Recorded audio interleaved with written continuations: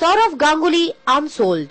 বছর দেড়েক আগে আইপিএল নিলামে ঘোষকের মুখে এমন বাক্য শোনার পর তার প্রত্যাবর্তন নিয়ে অতি বড় সৌরভ ভক্ত নিশ্চয়ই আশা করেনি, কিন্তু তিনি যে সৌরভ গঙ্গোপাধ্যায়, প্রত্যাবর্তনের মঞ্চে রিয়েল হিরো। 2001-এ তার অধিনায়কত্বে থেমে গেছিল স্টিভের অশ্বমেধের ঘোড়া। সেই ক্যাপ্টেন গাঙ্গুলিরই ঝলক দেখা গেল শুক্রবারের আইপিএল ম্যাচে। নিলামে তাকে না কেনার অপমান ভোলেননি। এই অন্যায়ের জবাবে এলো সৌরভের ঘুরধার অধিনায়কত্বের মাধ্যমে। কম রানের পুঁজি থাকলেও দিন্দা মুরলিদের সঙ্গে নিয়ে হেভিওয়েট মুম্বাই ইন্ডিয়ান্সকে হারিয়ে দিল সৌরভ গঙ্গোপাধ্যায়ের পুনে ওয়ারিয়ার্স। তবে সবে যে প্রথম ম্যাচ, এখনো অনেক রাস্তা পেরোতে হবে। সৌরভ তাই বেশ সাবধানী, যদিও বাংলার ক্রিকেট মহল কিন্তু দারুণ উচ্ছ্বসিত।